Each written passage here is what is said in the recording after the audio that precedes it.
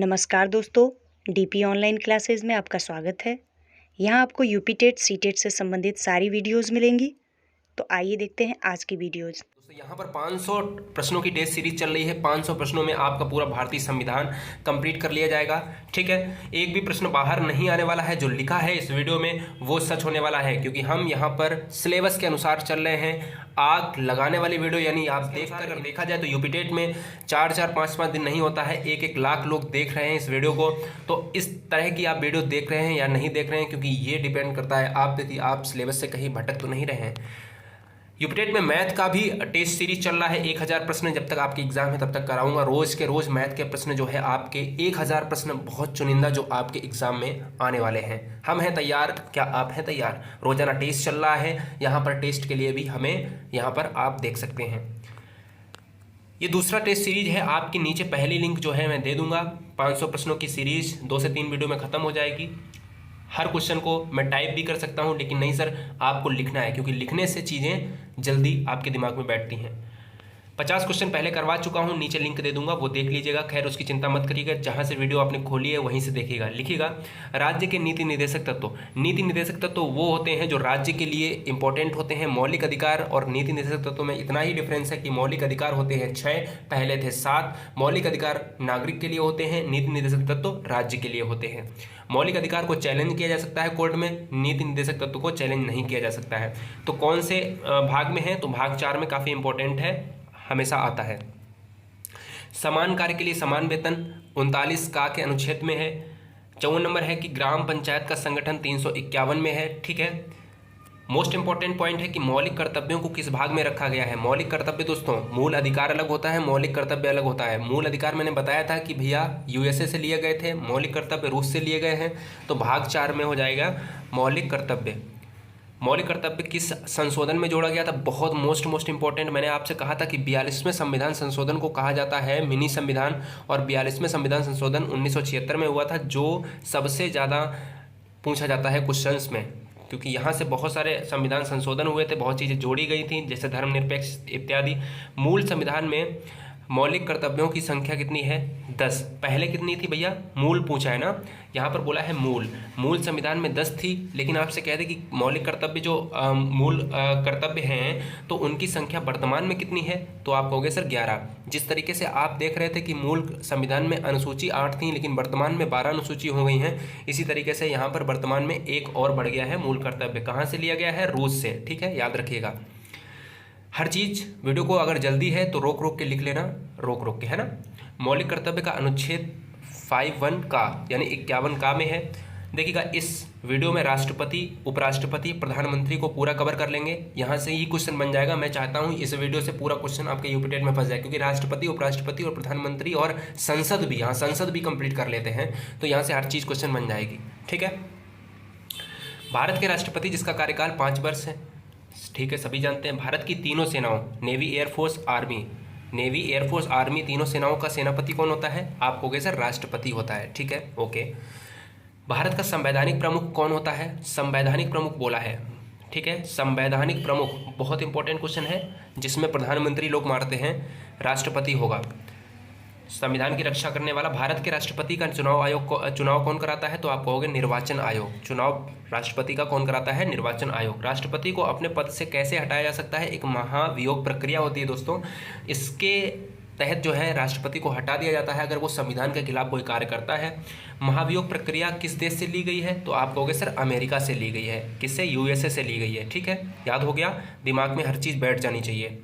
राष्ट्रपति को पद की शपथ कौन दिलवाता है? आप कहोगे सर्वोच्च न्यायालय का मुख्य न्यायाधीश राष्ट्रपति पद की शपथ दिलाता है। ठीक है, कोई दिक्कत नहीं है। राष्ट्रपति अपना इस्तीफा किसे देगा? दोस्तों यहाँ पर उपराष्ट्रपति हो जाएगा, क्योंकि यहाँ पर उपराष्ट्रपति अगर इस्तीफा देगा तो राष्ट्रपति को, राष्ट्रपति देगा तो उपराष्ट्रपति को। ठीक है, लेकिन अगर राष्ट्रपति शपथ ग्रहण करेगा तो उपराष्ट्रपति से नहीं, जबकि उपराष्ट्रपति जो शपथ ग्रहण करेगा वो राष्ट्रपति से। मैं खैर आगे बता दूंगा। भारत के कौन से राष्ट्रपति निर्विरोध जो हुए थे? वो थे नीलम जो है संजीव रेड्डी। महान्यायवादी दोस्तों होता है अटॉर्नी जनरल, तो इनकी नियुक्ति कौन करता है? वो भी भैया राष्ट्रपति करते हैं। हाँ, बहुत इंपॉर्टेंट पॉइंट है। लोकसभा को भंग करने का अधिकार किसको है? राष्ट्रपति को है। लोकसभा को भंग करने का अधिकार राष्ट्रपति को है। जबकि नेक्स्ट है 71, राष्ट्रपति शासन की घोषणा कौन करता है? तो राष्ट्रपति शासन दोस्तों लगता है किसी स्टेट में, अगर किसी स्टेट का जो है शासन विफल हो जाता है तो वहाँ पर राष्ट्रपति ही करता है। प्रथम फीमेल प्रतिभा पाटिल। 73 है महालेखा परीक्षक यानी कैग बोलते हैं, उनकी नियुक्ति कौन करता है? राष्ट्रपति। अभी मैंने ऊपर बताया था कि महान्यायवादी जिनको बोला जाता है अटॉर्नी जनरल, और यहाँ पर है महालेखा परीक्षक यानी कैग, इनकी नियुक्ति भी राष्ट्रपति करेगा।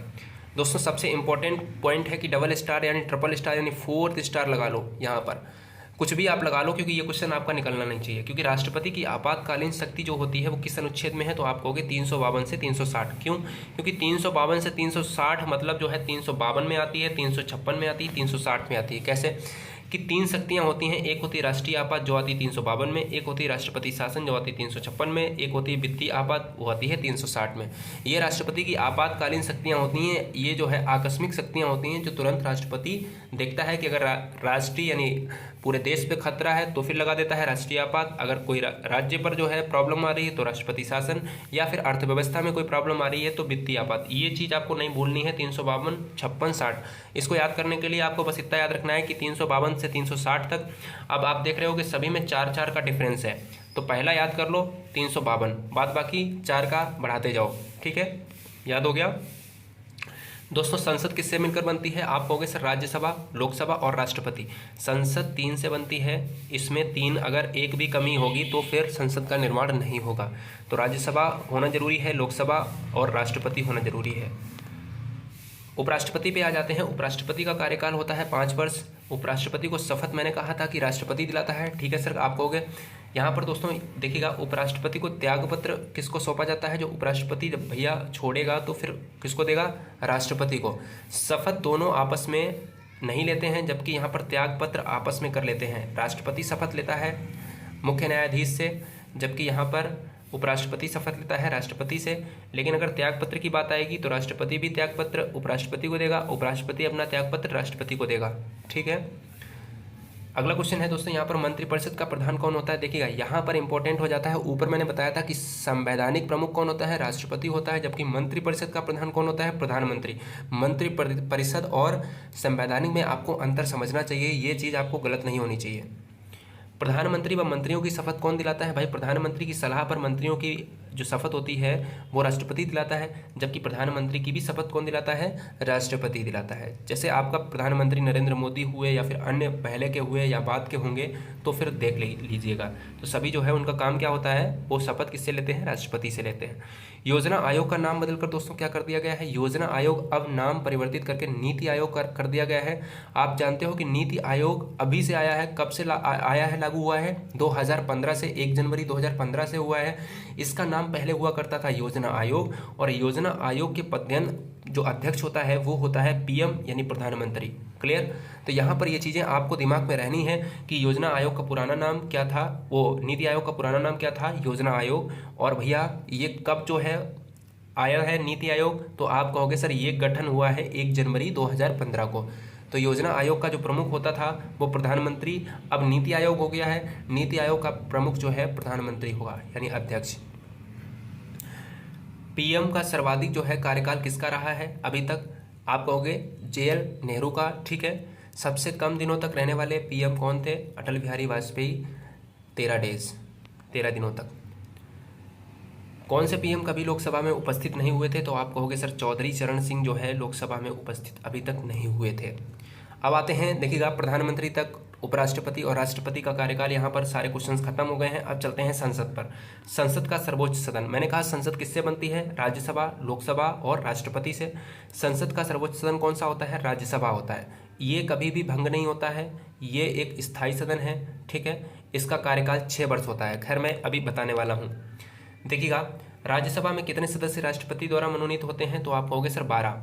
ये 12 होते हैं विज्ञान कला क्षेत्र में। ठीक है ना, और भी बहुत सारे क्षेत्र होते हैं, तो 12 यहाँ पर हो गए। लोकसभा में कितने सदस्य राष्ट्रपति द्वारा मनोनीत होते हैं? तो आप कहोगे सर 12। लेकिन यहाँ पर अगर एक ऐसा क्वेश्चन मिल जाए कि 12 भी ना हो विकल्प में और 2 भी ना हो विकल्प में, आपसे अगर कह दे कि दोनों सदनों में कितने सदस्य राष्ट्रपति मनोनीत करता है, तो 12 + 2 बराबर 14। इस पर क्वेश्चन पर थोड़ा सा ध्यान देना, मैंने ये अलग अलग बताए हैं, लेकिन अगर दोनों सदनों की बात करें तो इन दोनों को जोड़ के बराबर हो जाएगा आपका 14। राज्यसभा में कितने सदस्य हो सकते हैं अधिकतम? अधिकतम की बात बोल रहा है कि भाई कितने सदस्य अधिकतम हो सकते हैं, मैक्सिमम की बात कर रहा है तो 250 यानी 250 हो सकते हैं। लेकिन अगर पूछते भैया वर्तमान में कितने सदस्य हैं तो आप कहोगे 5 कम, यानी 245 अभी हैं। अधिकतम हो कितने सकते हैं? 250। इससे ज़्यादा होने के लिए संविधान में संशोधन करना पड़ेगा। राज्यसभा सदस्य बनने के लिए न्यूनतम आयु कितनी चाहिए? दोस्तों यहाँ पर 30 वर्ष चाहिए है। यहाँ पर बहुत इंपॉर्टेंट क्वेश्चन है, ये बच्चों को 100% गलत करवाने के लिए पूछा जाता है 30 वर्ष, क्योंकि यहाँ पर लोकसभा का होता है 25 वर्ष। राज्यसभा के सदस्य का कार्यकाल कितना होता है तो आप कहोगे 6 वर्ष। बहुत इंपॉर्टेंट क्वेश्चन, सभी का 5 वर्ष कार्यकाल होता है, लेकिन राज्यसभा के सदस्य का कार्यकाल 6 वर्ष होता है, इसलिए यहाँ पर याद रखिएगा। राज्यसभा मैंने बताया कि भाई राष्ट्रपति संसद बताया कि राष्ट्रपति लोकसभा और राज्यसभा से बनता है, लेकिन राज्यसभा के बारे में मैंने अभी बताया था कि स्थायी सदन होता है, ये कभी भंग नहीं होता है, ठीक है।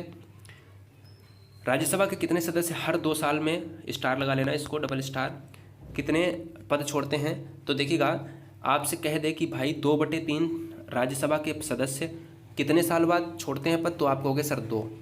अगर आपसे कह दे कि भाई हर 2 साल में कितने सदस्य पद छोड़ते हैं राज्यसभा के, आप कहोगे 2/3, ठीक है। तो दोनों क्वेश्चन आपको इधर से उधर पूछ सकता है। राज्यसभा में सर्वाधिक सीटें कहाँ से हैं तो आप कहोगे उत्तर प्रदेश। कितनी है भाई? 31 है, यानी 31 सीटें जो हैं यहाँ पर आप देख सकते हो। अगर बात करें लोकसभा में अधिकतम संख्या कितनी हो सकती है तो आप जो है कहोगे कि सदस्य जो है लोकसभा में 552, जबकि वहाँ पर राज्यसभा में 250 हो सकती थी, और राज्यसभा में है कितनी अभी? 245। लोकसभा में अधिकतम कितनी हो सकती है तो आप कहोगे 552 हो सकती है, जबकि लोकसभा में कितने सदस्य अभी हैं, वर्तमान में कितने हैं, तो आप कहोगे सर 545 हैं, ठीक है, 545। यहाँ पर देखिएगा संयुक्त अधिवेशन कौन बुलाता है, तो दोस्तों यहाँ पर आप देखिएगा संयुक्त अधिवेशन राष्ट्रपति बुलाता है, जबकि संयुक्त अधिवेशन राष्ट्रपति बुलाता तो है, ये क्वेश्चन यूपी टेट 2018 में पूछा गया है कि दोनों जो लोकसभा और राज्यसभा का अधिवेशन है वो कौन बुलाता है, राष्ट्रपति बुलाता है, लेकिन उनकी कार्रवाई कौन स्टार्ट करता है, वो भैया उनकी अध्यक्षता करते हैं लोकसभा के अध्यक्ष, याद रखिएगा। ये अधिवेशन किस अनुच्छेद में है, यानी संयुक्त अधिवेशन जो होता है ये होता है अनुच्छेद 108 में। अब संयुक्त अधिवेशन क्या है, देखिए संयुक्त अधिवेशन होता है राज्यसभा और लोकसभा। राज्यसभा और लोकसभा का संयुक्त अधिवेशन भाई अलग अलग अधिवेशन हुआ करता था, तो क्या हुआ कि भाई जब कोई बिल पारित होता है तो राज्यसभा में मतभेद हो गए और लोकसभा में मतभेद हो गए कि भाई हम ऐसा नहीं कर सकते, उन्होंने बोला हम ऐसा नहीं कर सकते, तो दोनों में सामंजस्य स्थापित नहीं हुआ। तो फिर क्या किया कि दोनों को बिल को पारित करने, उस बिल को पारित करने के लिए जिसमें जो है सहमति नहीं बन रही है, तो उन बिल को पारित करने के लिए इस बेंच को और इस बेंच को एक ही में मिला के यहाँ पर जो है कार्रवाई स्टार्ट कर दी। यहाँ के भी मेंबर और यहाँ के भी मेंबर इस हॉल में आ गए, राष्ट्रपति भी आ गया, लोकसभा अध्यक्ष भी आ गया, और जो राज्यसभा के पद जो भी अधिकारी उपराष्ट्रपति वगैरह वो सभी भी यहाँ पर आ गए, तो इसको बोल दिए संयुक्त अधिवेशन। उस संयुक्त अधिवेशन में जब एक रूम में एक हॉल में आ गए तो यहाँ पर राष्ट्रपति है, राष्ट्रपति केवल काम है कि संयुक्त अधिवेशन को बुलाना, तो यहाँ पर बुलाना ऑप्शन में आ जाएगा। लेकिन अगर बोल दिया जाए कि भैया संयुक्त अधिवेशन की जो बैठक की अध्यक्षता कौन करता है, तो आप कहोगे सर लोकसभा का अध्यक्ष करता है। ये इंपॉर्टेंट क्वेश्चन हो जाता है, अध्यक्षता लोकसभा का अध्यक्ष करेगा, राष्ट्रपति बुलाता है। अधिवेशन किस अनुच्छेद में है, आप कहोगे 108 में।